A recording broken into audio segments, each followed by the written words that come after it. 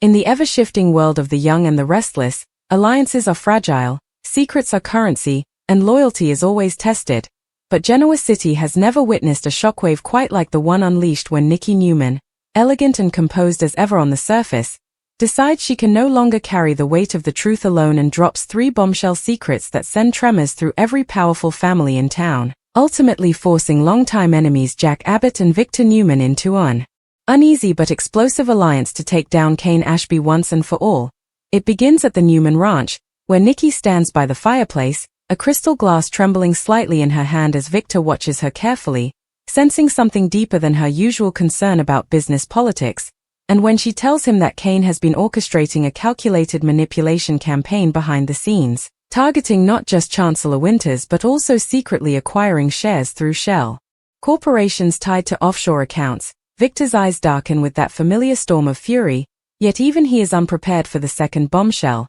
Nikki confesses that months ago, she discovered Kane had been meeting privately with someone connected to the Abbott family, someone who fed him inside information about Jabbo's research expansion, and while she initially believed it to be corporate espionage in its simplest form, she has since uncovered that the arrangement involved blackmail. Connected to a decades-old incident that could destroy reputations permanently, Victor demands names, but Nikki insists the third bombshell changes everything, because the leverage Kane is using is rooted in a secret about Victor himself, something Nikki buried years ago to protect their family, a financial maneuver involving a discreet payout tied to a cover-up that, if exposed, could destabilize Newman Enterprises and fracture the Newman legacy beyond repair. Across town at the Abbott mansion, Jack Abbott is blindsided when Diane confronts him with evidence that Kane approached her weeks earlier, attempting to recruit her into an alliance that would weaken Billy's standing and isolate Kyle within the company, and Jack realizes that Kane's ambition has evolved into something far more dangerous than rivalry.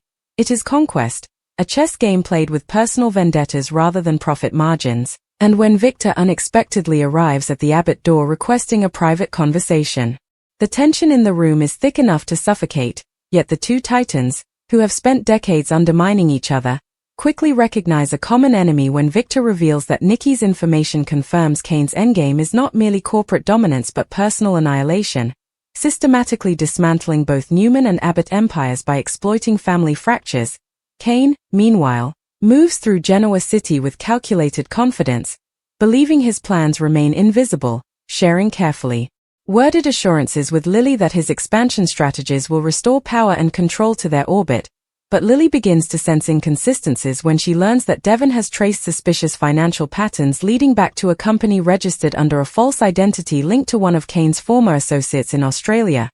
The truth begins to spiral outward as Nikki privately meets with Jack, revealing that the blackmail Kane holds involves a sealed settlement tied to an accident from Victor's past, one that could reopen investigations and invite legal scrutiny that neither the Newman nor Abbott families could withstand in the court of public opinion. Jack, recognizing the magnitude of the threat, reluctantly agrees to a truce, and in a tense meeting at the Grand Phoenix, Victor and Jack outline a strategy to expose Kane's manipulations without detonating the buried secrets Nikki revealed, forming a covert partnership that shocks even Michael Baldwin, who warns them that aligning against a man as unpredictable as Kane could ignite collateral damage across multiple corporations. Meanwhile, Kyle and Summer find themselves caught in the crossfire as Kane subtly attempts to sow distrust between them, hinting that Jack's alliance with Victor may not be as temporary as it appears. And Billy grows suspicious when he uncovers fragments of communication suggesting Victor has authorized a quiet internal audit targeting companies believed to be funneling resources into Kane's operation. As Nikki grapples with guilt over withholding the truth for so long, she confides in Victoria that protecting Victor once meant shielding the family from scandal. But now it may have empowered a greater enemy, and Victoria, ever pragmatic, insists that transparency is the only weapon left. In a dramatic boardroom confrontation at Chancellor Winters, Devon publicly questions Kane's financial transparency, prompting Lily to demand answers, and though Kane deflects with practiced charm, the cracks in his composure begin to show when Jack unexpectedly appears alongside Victor, presenting evidence of coordinated stock manipulation and undisclosed partnerships that violate multiple corporate ethics clauses. The room erupts into chaos as Kane accuses Victor of fabricating documents, but Victor coolly counters that the trail leads directly to Kane's own encrypted accounts, accounts Nikki identified after tracing a pattern connected to the secret settlement fund, and Lily's heartbreak becomes visible as she realizes the man she trusted may have used her position to advance a personal vendetta. As legal teams scramble and Michael steps in to prevent an immediate injunction that could freeze assets across the city, Kane retreats temporarily, warning Victor that if he falls, he will ensure the old secret surfaces for the entire world to see. In the aftermath, Nikki stands firm beside Victor despite the looming threat, acknowledging that her decision to reveal the bombshells may have placed them all in jeopardy but also restored a sense of integrity long buried under fear, and Jack, standing on the terrace of the Abbott mansion later that evening, reflects on the irony that his fiercest rival has become his strongest ally in a battle neither of them anticipated. Genoa City buzzes with speculation as whispers spread about secret settlements, corporate espionage, and a brewing war that could redefine power structures permanently, and as Kane contemplates his next move from a dimly lit office, studying files that could detonate reputations in a single press leak, it becomes clear that this uneasy alliance between Jack and Victor is only the beginning of a high-stakes showdown where loyalty, legacy, and love hang in the balance, and in classic Young and the Restless fashion, the fallout promises betrayals, heartbreak, and revelations that will echo through the Newman and Abbott families for years to come, proving once again that in Genoa City, secrets never stay buried. They evolve into weapons waiting for the perfect moment to strike. As dawn breaks over Genoa City the morning after the explosive boardroom battle, the air feels different, charged, unsettled, as if the entire megacity senses that a silent war has begun. And at the Newman estate, Victor stands at the window overlooking the sprawling property that has represented his power for decades, his jaw tight as Nikki approaches him with quiet resoluteness, knowing that the secrets she revealed cannot be taken back and that Kane Ashby now possesses enough influence to enkindle a reproach able of burning down everything they've erected. Victor, still, isn't a man who retreats in the face of blackmail, and though he understands the peril of the sealed agreement Nikki substantiated, the accident involving a former business associate whose silence was secured through a complex fiscal arrangement designed to cover the Newman name, he refuses to allow Kane to weaponize the history without consequence. And so he connections Michael Baldwin to assemble a discreet legal task force to examine every vulnerability that could be exploited if the secret were exposed. Meanwhile, at the Abbott manse, Jack convenes a private strategy session with Diane and Kyle, explaining that his temporary alliance with Victor isn't born of trust but necessity, because Kane's pushes extend beyond commercial contest and into particular sabotage, and Kyle, floundering with his own ambition and desire to prove himself, questions whether aligning with Victor pitfalls repeating history's miscalculations, yet Jack insists that survival occasionally demands collaboration with indeed one's oldest adversary. Across city, Lily confronts Kane in their extension, her countenance cracking as she demands the verity about the shell companies and coastal transfers Devon uncovered, and though Kane attempts to assure her with half-trueness about strategic investments and contingency planning, Lily's suspicion tells her that commodity far darker faucets beneath his ambition, especially after she learns from Amanda that certain deals image the structure of hush plutocrat agreements used to bury dangerous information. Devon, unintentional to let his company be manipulated, hires forensic accountants to trace every bone connected to Kane's dealings, while Nate watches from the sidelines, torn between fidelity to family and curiosity about the power struggle unfolding at the loftiest situations of Genoa City's nobility. As whispers ripple through the commercial community, Phyllis seizes the occasion to fit herself into the chaos, seeing that insecurity frequently creates openings for those bold enough to exploit them, and she approaches Billy with tantalizing hints that Victor and Jack's alliance could fracture at the fewest provocation, suggesting that maybe Kane isn't the only one with secrets able of crumping connections. Billy, ever impulsive, considers whether destabilizing the alliance could profit him, but he hesitates when he realizes the collateral damage might gulf Jabot and Chancellor Winters likewise. Meanwhile, Nikki, burdened by guilt and fear, confides in Sharon that the third stunner, the one involving Victor's history, has visited her for times, not simply because of the fiscal counter-accusations but because it represents a moment when guarding the family meant immolating translucency, and Sharon, with her compassionate wisdom, reminds Nikki that secrets kept out of love can still breed destruction if left unbounded. In a surprising twist, Victor reaches out directly to Lily, offering her protection and translucency in exchange for information about Kane's coming moves, and though Lily resents Victor's manipulation, She cannot ignore the possibility that Kane has entangled her in a web she no way agreed to weave. Kane, seeing the walls closing in, arranges a covert meeting with her intelligencer known for exposing commercial dishonest, subtly inferring that he holds documents able of revealing a decades-old cover-up involving the Newman conglomerate, but he stops short of handing over the substantiation, choosing rather to test the response by oohing minor details that spark enterprise without attesting the full verity. The media delirium intensifies, and shareholders begin to question the stability of Newman Enterprises and Jabot, forcing Victor and Jack to accelerate their strategy. In a rare moment of candor, Jack admits to Victor that their feud has frequently dazed them to larger pitfalls, and Victor grudgingly acknowledges that Kane's audacity rivals their own youngish characters, making him uniquely dangerous. Together they concoct a calculated counterpunch exposing not only Kane's fiscal misconduct but also the origin of his vendetta, revealing that his crusade is fueled by resentment over a once decision that sidelined him from an economic junction times before. As legal notices are set and substantiation collected, Kane grows decreasingly erratic, defying Devon intimately and incriminating him of treason, which only strengthens reservations about his motives. Lily, devastated yet determined, demands access to every document connected to Kane's investments, and when she discovers a train labeled with a law tied to the Newman agreement, her heart sinks, realizing that Kane has indeed intertwined her company's coffers with a scheme designed to hold Victor hostage.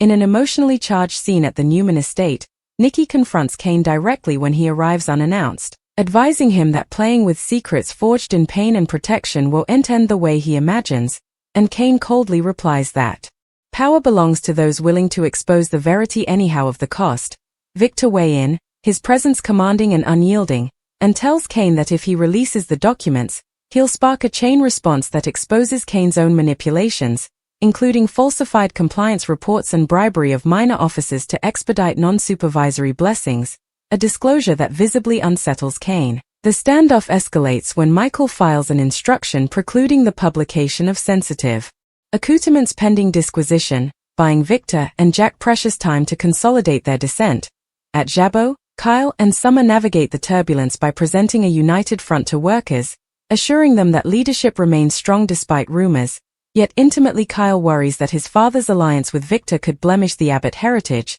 Diane, ever realistic, reminds him that patrimonies are saved through decisive action, not pride. As the days unfold, Genoa City becomes a battlefield of strategy and counter-strategy, with board meetings turning into examinations and social gatherings laced with dubitation. Eventually, the apocalyptic battle arrives at a common press conference called by Victor and Jack, where they advertise an internal disquisition into Kane's conditioning and present primary findings indicating abuse of commercial finances and deliberate attempts to manipulate stock prices through misinformation, stunning the press fraternity and placing Kane exactly at the center of her implicit felonious inquiry. Lily watches the broadcast with gashes in her eyes, scuffling with the consummation that the man she loved may have orchestrated his own downfall. Yet indeed, as Kane's conglomerate begins to deteriorate, he sends one final warning to Victor and Jack: if is fulfilled, the sealed agreement will be closed in open court. The trouble hangs heavy, but Victor, standing beside Nikki, declares intimately that he'd rather face the verity head-on than live under perpetual blackmail, and Jack echoes the sentiment, fating that defying the history may be the only way to secure the future. In the fate, as examinations due and alliances solidify, Nikki finds unanticipated strength in having unburdened herself, understanding that the stunner's secrets she revealed did further than enkindle a war. They forced everyone involved to defy the fragile foundations upon which their conglomerates were erected. And as Genoa City braces for the coming chapter, one thing becomes certain: the uneasy alliance between Jack Abbott and Victor Newman has reshaped the balance of power. Kane Ashby's scheme has exposed vulnerabilities long hidden in shadow, and the reverberations of Nikki's three stunners will continue to echo through every boardroom, manse, and heart in city, proving formally again that in the world of the young and the restless, verity is both the most dangerous armament and the only path to redemption. The weeks that follow the explosive press conference don't bring calm to Genoa City. They bring escalation, paranoia, and a slow-burning reckoning that seeps into every corridor of power. And though Victor Newman stands firm beside Nikki in public, projecting absolute control, those closest to him can smell the graveness of the trouble Kane still poses. Because blackmail embedded in verity is infinitely more dangerous than fabricated falsehoods, and the sealed agreement Nikki revealed, the quiet lucre tied to an accident times ago involving a commercial contractor whose evidence could have intertwined Newman Enterprises in careless oversight, remains a ticking device beneath the face of their conglomerate. Yet Victor refuses to allow fear to mandate strategy, and with Jack Abbott at his side in a cooperation that continues to shock longtime rivals and abettors likewise, he shifts from defense to full obnoxious warfare, ordering a comprehensive inspection of every company and attachment ever linked to Kane's fiscal pushes, while Jack mobilizes Jabo's internal compliance platoon to check participated merchandisers and shell realities,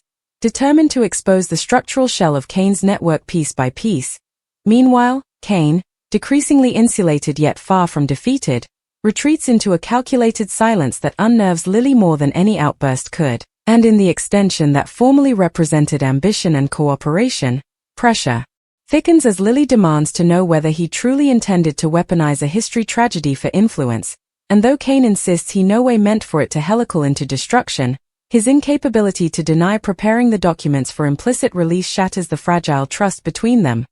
Devon, watching Lily's heartache unfold, strengthens his resoluteness to cover Chancellor Winters from implosion, still uniting with Amanda to make a case that could shield the company from liability should prosecutors widen their net. Across city, Kyle grapples with the optics of his father standing shoulder to shoulder with Victor Newman, a man the Abbott family has disaccorded with for generations, and though he understands the necessity of consinity against a common adversary, he worries about how this alliance may review the Abbott heritage in the public eye, especially as shareholders begin to question whether old battles mask deeper systemic issues within Genoa. City's commercial nobility. Diane, ever strategic, urges Jack to suppose beyond Kane's immediate trouble and consider the long-term counteraccusations of translucency, suggesting that defying the sealed agreement head-on, maybe indeed preemptively telling it in controlled fashion, could neutralize its power as an armament, but Victor resists the idea of voluntary vulnerability, arguing that public admission would invite action and opportunism from challengers eager to exploit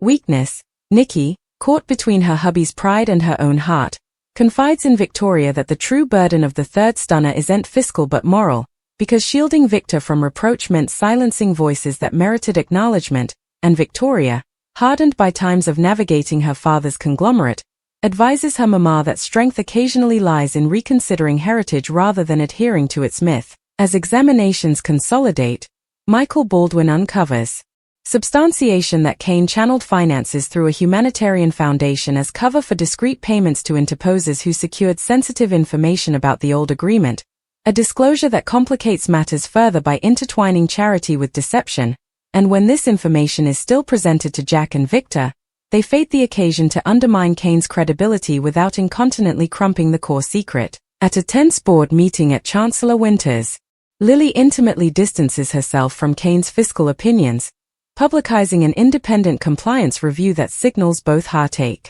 and leadership, and though Kane attempts to maintain countenance, the shift in her tone makes it clear their cooperation, both particular and professional, has fractured irreparably. Rumors swirl through the Grand Phoenix as Phyllis speculates to anyone who'll hear that Victor and Jack's alliance cannot repel the weight of participated guilt if the sealed agreement becomes public, and Billy, tempted as always to challenge authority, contemplates whether exposing inconsistencies within Jabo could place him advantageously should the alliance deteriorate. Meanwhile, Victor makes a calculated move that stuns indeed Jack. He arranges a private meeting with the family of the contractor involved in the original accident, offering a renewed agreement and public acknowledgement in exchange for confidentiality moving forward, not as hush plutocrat but as an attempt at reparation, a gesture that reveals a rare flicker of responsibility beneath his iron surface. When Nikki learns of this meeting, she's torn between admiration and fear, knowing that continuing the crack could invite scrutiny but also fating that redemption may be the only path to ending Kane's influence permanently.